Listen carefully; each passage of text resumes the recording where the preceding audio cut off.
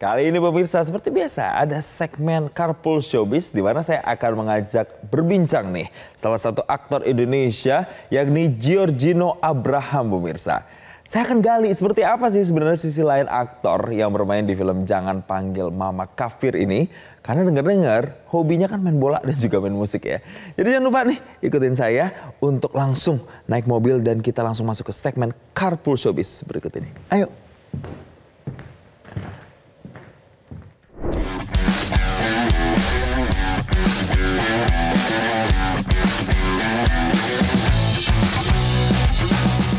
Pemirsa Showbiz, seperti janji saya tadi, sekarang saya sudah bersama dengan aktor-aktor Indonesia, bukan cuma aktor karena ada dua di sini yang udah mau saya ajak jalan-jalan. Ada Giorgino Abraham dan juga Mas Indra Birowo. Halo guys, apa kabar? Baik, mantap ya. Ini kayaknya pada lagi produktif-produktifnya mempromosikan film mereka karena bentar lagi film yang bakal tayang itu judulnya adalah Jangan Panggil Mama Kafir, bener ya? Betul. Yes, ini boleh diceritain dikit dong sebelum nanti kita membahas soal film ini, mungkin dari Gino dulu. Gino, ini cerita soal apa nih film Jangan Panggil Mama Kafir ini sebenarnya? Jadi ini menceritakan tentang kisah sebuah rumah tangga, di mana dari awal story lainnya itu ada laki-laki dan perempuan ini mereka bertemu di satu tempat, mereka jatuh cinta, akhirnya singkat cerita mereka menikah. Nah, namun ada sedikit problem gitu ya di perjalanan kehidupan rumah tangga mereka. Mereka itu memang menikah didasari dengan agama yang berbeda.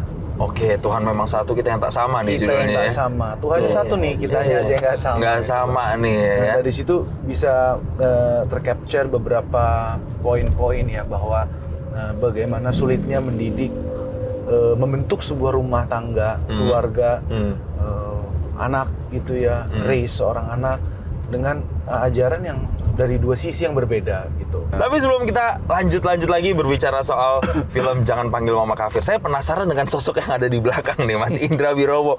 Mas, jadi mengambil peran juga dalam proyek film ini, alasannya kenapa Mas Indra? Film drama yang menurut aku kenapa aku ambil, karena ini justru karena ini film drama gitu. Jadi ingin juga supaya karakter yang gue mainin tuh nggak cuman, bukannya cuman, maksudnya belakangan suka komedi gitu ya. Nah, menunjukkan bahwa gue juga bisa main drama gitu istilahnya. Oh iya, tapi kan ini bukan yang pertama kan? Bukan yang pertama, cuman ini salah satu tabungan gue lah untuk bahwa gue punya film-film drama juga yang gue mainin gitu. Terus karakternya juga belum pernah gue mainin sebagai lawyer, yang membela opposite daripada keluarganya Michelle Judith.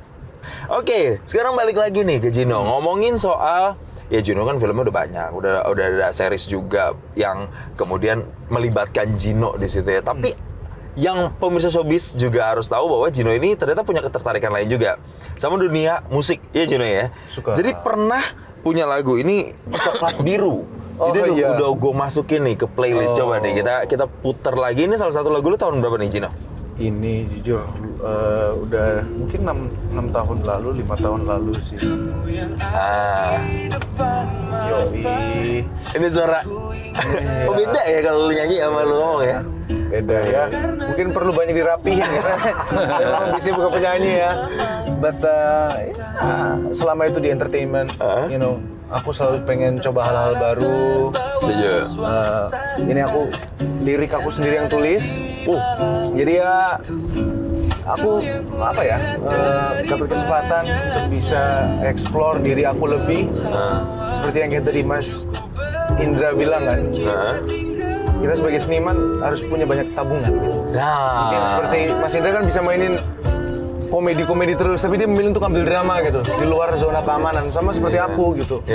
Aku acting tapi kenapa nggak coba musik gitu? Dan ternyata keluarlah lagu ini ya 5 tahun lalu ya. Jadi kalau punya anak itu, ini lagu papa. Sedap. Coba masih inget dikit nggak nih lagunya nih? Nyanyi dikit aja coba. Dia merasakan kenyamanan bagai bara yang ada di dalam tungku, tidak pernah mati.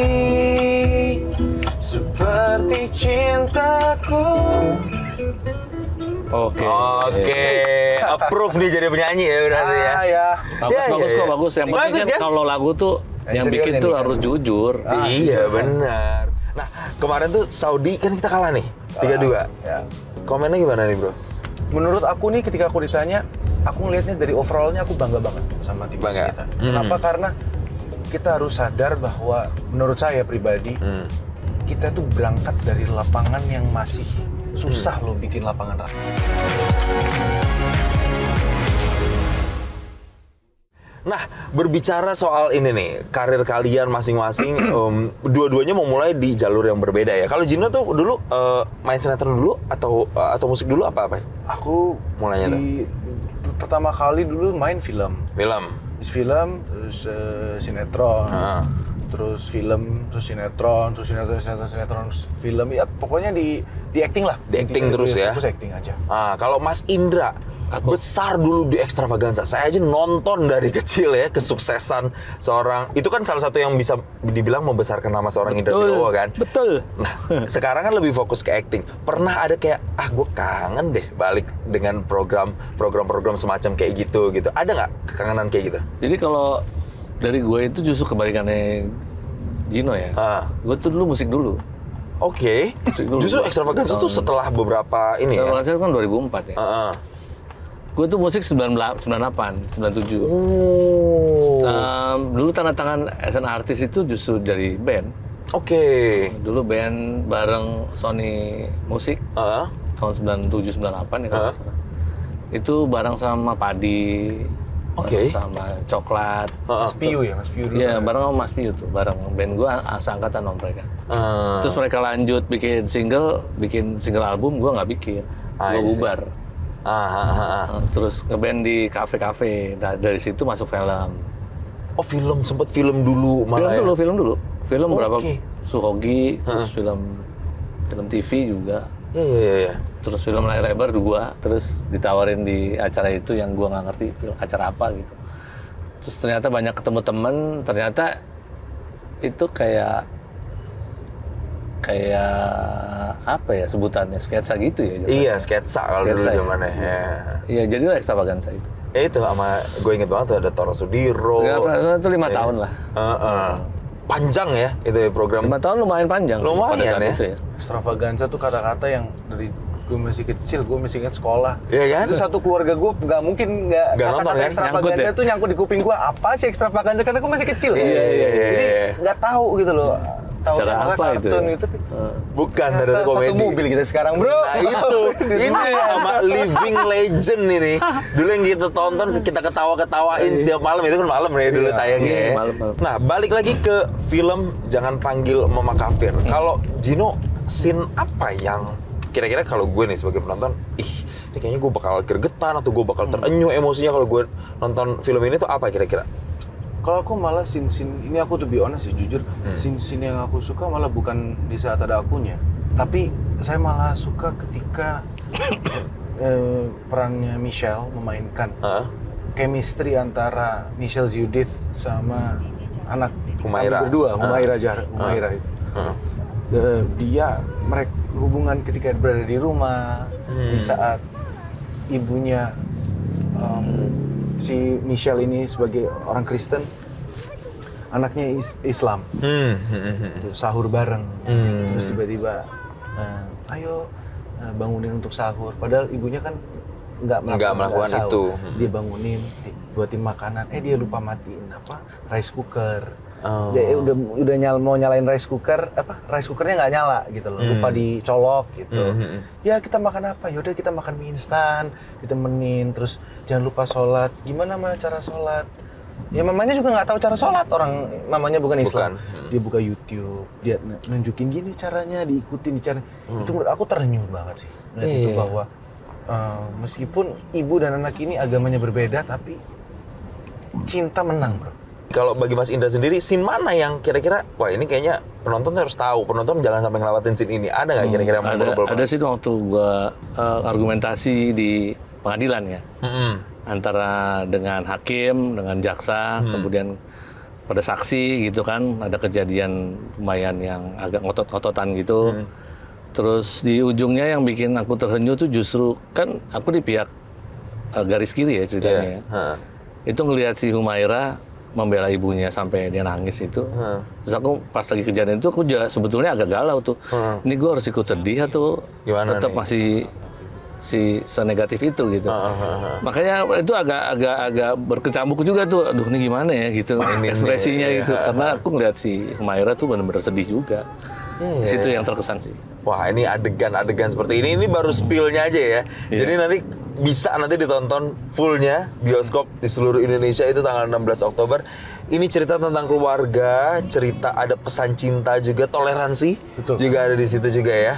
Nah, itulah tadi kurang lebih soal film Jangan Panggil Mama Kafir. Nah, tapi kita akan bergeser sedikit side story soal dua pemain atau cast-nya ini. Ada Gino di sini yang saya baca-baca ternyata Gino ini juga penggemar gila bola. Benar sih? Betul. Ya? Saya suka. Terus kemarin ngelihat ada Indonesia lawan Irak. Nanti akan lawan Irak, tapi sebelumnya akan lawan Saudi. Nah, kemarin tuh Saudi kan kita kalah nih, 3-2. Ya. Komennya gimana nih, Bro? Menurut aku nih ketika aku ditanya, aku ngelihatnya dari overallnya aku bangga banget sama timnas kita. Kenapa? Karena kita harus sadar bahwa menurut saya pribadi, kita tuh berangkat dari lapangan yang masih susah loh bikin lapangan rata. Iya. Maksudnya, dan itu tuh berapa tahun yang lalu. Sekarang kita sudah mulai berkembang di stage steps. ini ya. Ya aku akan mention seperti masuknya Erick Thohir, masuknya Shin Tae-yong, sudah lebih baik sedikit. Sekarang diganti Patrick Kluivert, pemain-pemain naturalisasi yang memang mereka mati-matian mau membela negara kita. Mereka itu bisa dibilang panglima perang, bro, di cabang olahraga untuk negara kita. Tapi aku jujur yang ngerasa sedih itu mentalitas fans kita tuh masih terlalu apa ya? Menurut aku ketika lagi menang nih ya, lagi bagus, kita tuh wah euforia banget. Tapi ketika seri atau kalah, selalu saya lihat di komen itu hashtag ini out, itu out, Patrick Kluivert out, ini diganti pemain kayak Jakob Sayuri atau Mark Klok, whoever it is lah, banyak banget yang kemarin kita puji-puji, tapi gak ada satu pertandingan mereka miss di depan gawang misalkan gitu ya.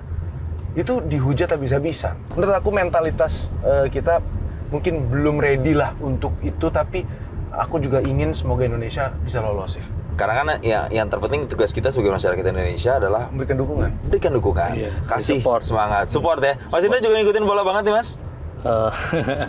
Aku sekarang nonton bola, cuma ngikutin tapi nggak sefanatik. Tapi intinya punya harapan besar lah ya, Mas ya, untuk kita supaya lolos Piala 2026. Kalau gitu, aku sih nggak apa-apa ya, banyak yang naturalisasi nggak apa-apa juga ya. Nggak apa-apa. Cuman kalau kedepannya juga naturalisasi ini juga bisa motivasi pemain yang memang asli Indonesia tuh bisa sebagus mereka gitu. Pengennya sih sampai situ juga. Nah, langsung tuh ya, ini bisa ditonton keluarga, bisa ditonton sama teman, sama sahabat, kekasih, siapapun itu ya. Calon-calon, atau ya emang lagi ngalamin beda-beda agama, datang aja langsung ya. Dan semoga nanti ini bisa jadi rekomendasi film jelang akhir tahun ya, yang akan kita saksikan di Indonesia dan jadi salah satu film drama the best di Indonesia. Kita doain juga filmnya semoga nanti ini ya, viewersnya melesat banget ya. Amin ya. Makasih. Amin. So thank you banget buat Gino, thank you juga buat Mas Indra Wirowo udah gabung sama kita di Showbiz kali ini edisi Carpool. Saya Jason Sambo pamit, terima kasih. Sampai jumpa. Terima kasih. Terima kasih.